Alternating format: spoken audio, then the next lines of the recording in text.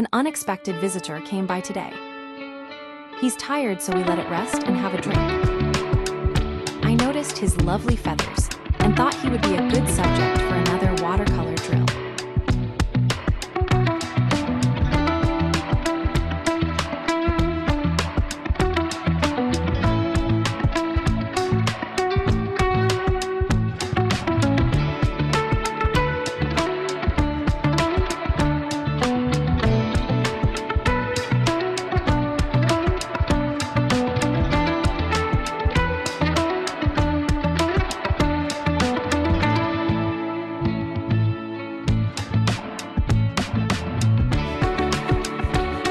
I struggled with the claws, so it looked a bit sloppy.